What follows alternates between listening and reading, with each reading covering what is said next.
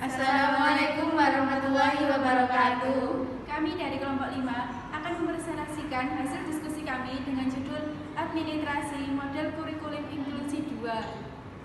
Sebelumnya, perkenalkan nama saya Rania Ramadhani dengan NIM terakhir 110. Saya Ilona Teresa Aulia Pandora dengan NIM terakhir 130. Dan saya Wahyuni Salsabila dengan NIM terakhir 120.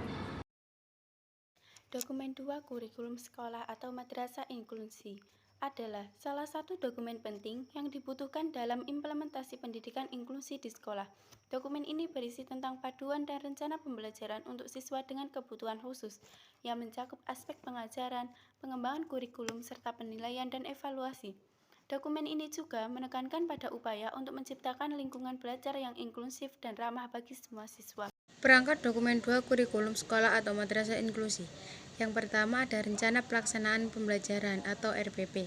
RPP adalah rencana yang dijabarkan dalam kurikulum yang menggambarkan prosedur dan organisasi pembelajaran untuk mencapai kompetensi dasar yang ditetapkan dalam standar isi. Yang kedua ada PPI. PPI adalah pembuatan program pendidikan yang dirancang dan dikembangkan menjadi suatu program berdasarkan hasil evaluasi kemampuan individu anak. Dan yang ketiga ada laporan kemajuan pembelajaran inklusif atau LKB. Laporan kemajuan pembelajaran inklusif atau LKB adalah dokumen yang berisi hasil penilaian kemajuan belajar siswa inklusif selama periode waktu tertentu. Dan yang keempat ada portofolio. Portofolio adalah kumpulan karya tugas siswa dalam pendidikan. Nah, portofolio itu berguna untuk penilaian kelas, tetapi sebenarnya tidak cocok untuk dievaluasi. Selanjutnya yang kelima ialah catatan perkembangan siswa dokumen. Catatan kemajuan siswa adalah dokumen yang memberikan panduan untuk mengembangkan siswa yang inklusif secara akademik, sosial, dan emosional. Dan yang keenam ada daftar kebutuhan khusus siswa. Nah, dokumen daftar kebutuhan khusus siswa ini adalah dokumen yang memberikan informasi tentang siswa berkebutuhan khusus inklusi, seperti kebutuhan kesehatan, bantuan pendidikan, dan lain-lain. Yang ketujuh ada profil kompetensi lulusan inklusi. Dokumen profil kompetensi lulusan inklusi adalah dokumen yang berisi tentang kompetensi yang harus dimiliki oleh siswa inklusi setelah menyelesaikan pendidikan di tingkat sekolah atau madrasah. Macam-macam dokumen 2 kurikulum sekolah atau madrasah inklusi. Di dalam dokumen 2 ini, kami menemukan 2 kurikulum yang digunakan dalam madrasah inklusi. 1. Kurikulum K13. Kompetensi tersebut kemudian diintegrasikan ke dalam rencana bahan ajar yang dibuat oleh guru mata pelajaran. Namun, siswa penyandang disabilitas tentunya memiliki perbedaan dalam penilaian, metode pembelajaran, dan perlakuan. Oleh karena itu, kurikulum 2013 menekankan kemandirian siswa dan keaktifan proses belajar mengajar dan merupakan cara pemberian perlakuan yang unggul, sehingga anak normal dan tidak mampu dapat tetap mencapai tujuan belajar. Kita sudah mengenal istilah sekolah inklusi sejak Perintah Mendiknas nomor 70 tahun 2009 tentang pendidikan, termasuk dalam siswa yang memiliki anomali dan kecerdasan dan bakat khusus. 2. Kurikulum Merdeka. Kurikulum Merdeka ini diselaraskan dengan pendidikan inklusi, yaitu pendidikan yang mempertimbangkan semua latar belakang anak, termasuk anak berkebutuhan khusus. Semakin ditekankan bahwa kurikulum terbaik adalah seperti kurikulum inklusif. Semua anak didorong untuk mencapai potensi penuh mereka. Pada tingkat awal, kelas 1 dan kelas 4 diuji pada tahun pertama, dan kelas tambahan diuji pada 2 tahun berikutnya. Di tingkat menengah, di sisi lain, kurikulum langsung ditargetkan pada kelas 7, 8, dan 9. Strategi pembelajaran dibuat untuk setiap anak berdasarkan kemampuan belajar yang diklaim mereka.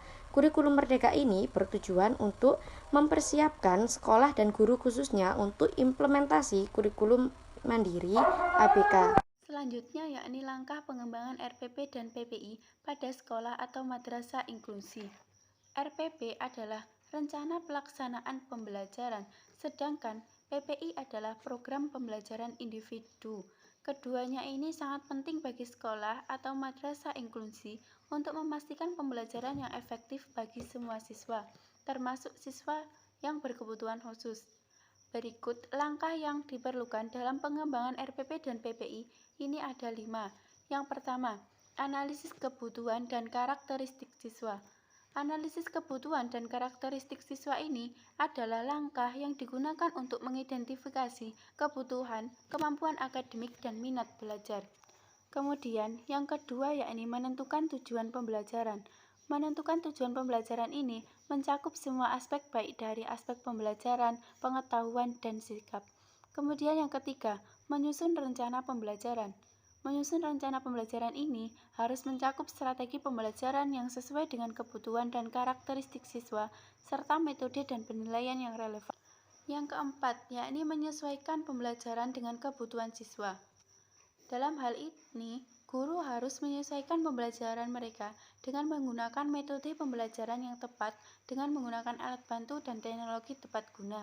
Kemudian yang terakhir atau yang kelima yakni melaksanakan evaluasi. Penilaian harus dilakukan secara berbeda selama pembelajaran tercapai dan untuk menilai efektivitas strategi pembelajaran yang digunakan. Menyusun program pembelajaran individu sekolah atau madrasah. Langkah penyusunan program pembelajaran individu menurut para ahli terdapat 7 langkah dalam perencanaan untuk menyusun PPI. 1. Membuat rujukan atau transfer ke PPI. 2. Penilaian. 3. Identifikasi. 4. Analisis layanan. 5. Placement. 6. Pengambilan keputusan pesanan. Dan yang terakhir nomor 7 adalah evaluasi program. Sekian presentasi dari kelompok kami, kurang lebihnya mohon maaf. Akhirul kalam. Wassalamualaikum warahmatullahi wabarakatuh.